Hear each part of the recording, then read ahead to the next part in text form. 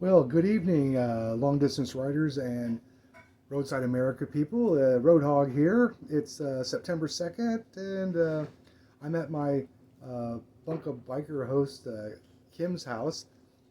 It was interesting getting here, and I actually put in the wrong address as 3916 instead of 2916.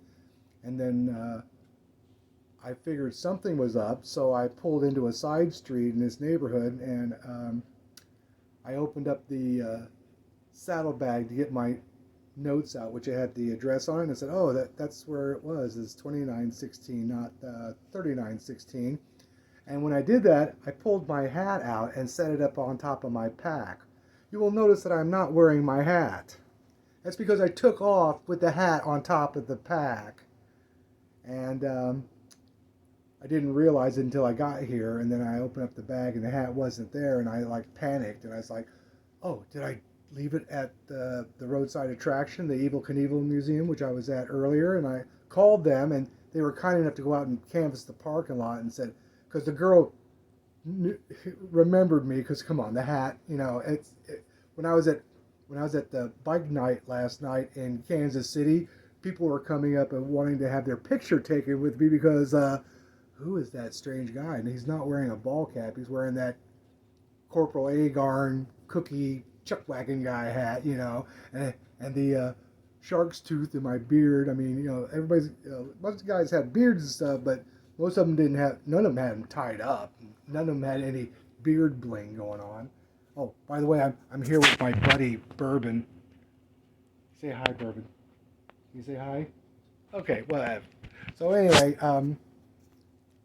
so yeah, I have lost another piece of my gear, and I did have some emotional attachment to that. I bought that like almost like right before I left on this trip, and that thing was like a $1.10, $1.20, $5 for the pig pin, and I had the feather in my craft box, so not not a big deal on the feather, I guess. But you know what I'm figuring? I'm out here out west. I'll find some western store somewhere that sells hats, and I'll be looking for another one. But I don't know. Maybe I will. Maybe I won't. Maybe I'll have to just wait until I get back to Florida and go down to the Daytona flea market and just get another one because I really did like that hat. It was me.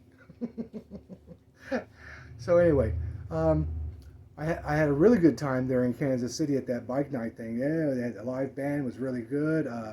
They had a restaurant thing built into the side of the band stage where the people who run the place, well, his family has some sort of I don't know if it's a food truck or whatever, but they had this barbecue there. I had these burnt ends.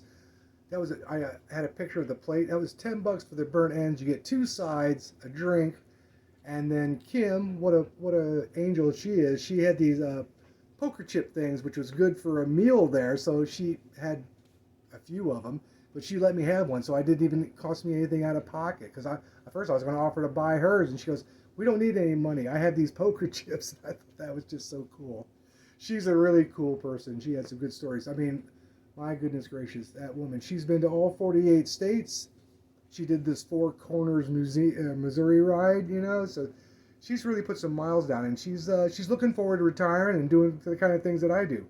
God bless her, and let's hope that she doesn't have any kind of the challenges that I've had on this ride. So I'm here in Topeka tonight, and nice, nice person, Kim. Unfortunately, she got called into work, and she was going to be there until 10 o'clock. So I'm probably not going to do a lot of interaction with her, but I think it's her son, Nick, is here, and we've been talking. I was showing him. I got the TV up, and I'm showing him my YouTube channel and boring him to death with some of my uh, video logs and stuff. So anyway, that be that as it may. Uh, so tomorrow I'm heading to actually because of some timing issues. I'm heading to Manhattan, Kansas, and I got a bunk up biker lady that's letting me stay there, and it's like within a spitting distance of Junction City, but the the hotel thing got to be kind of complicated. So I actually had, let's see, tomorrow will be the third. So my room is going to be ready there in Junction City for the fourth to the 6th. I'm spending 2 days there, and then after that we'll see. But realistically, with what's going on now, I'm losing gear left and right. I don't have the camping gear anymore. Camping's out. I can't do that.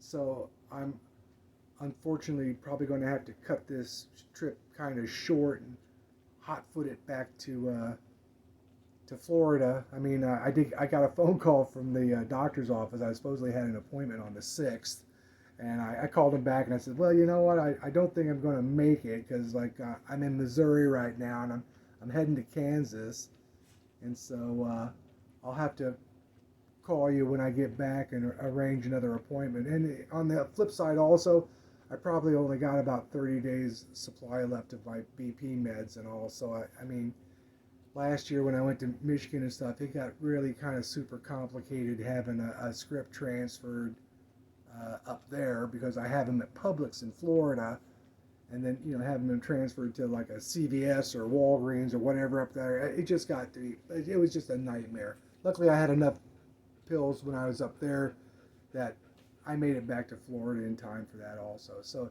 it really puts a crimp on being a motorcycle vagabond if you're having to have prescriptions filled all the time. So I guess God bless Scooter Tramp Scotty, Dirty Vagabond Guy, and the rest of those guys who have evidently impeccable health where they're not having to do all of this prescription medication thing. So anyway, be that as it may, I'm not done with long distance traveling. I just may have to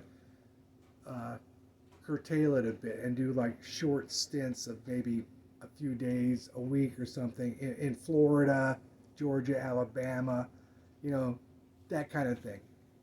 But realistically, I'm sort of locked into a 3-month period where so because I can get my medication. God bless it. So anyway, on that note, because I've found out that my camera, when I'm recording a video, does not like it to go over 9 minutes and 30 seconds because then it just cuts you off. And I'm still not doing any editing or splicing, and I'm not going to do any editing and splicing. So these are all one takes. So I posted to Instagram some pictures from the Evil Knievel Museum, and I'll follow up with Facebook because you're only allowed 10 pictures on Instagram, and I got actually a few more pictures than that. And it's I'm having a problem because Instagram and I guess Facebook both crop the pictures, so it cut off my giraffe's head at Penguin Park, and so I don't know. We'll see how it goes. Anyway, you can see me. You can see my traveling companions. I was there. And so on that note, I will say God bless, good night, and I'll post another vlog tomorrow. Although in Manhattan there's no roadside attraction, so that's just going to be a relaxing day, I guess. So, and it's not that far. It's only 58 miles from here. So, so again, God bless, good night, and I'll see you later. Bye.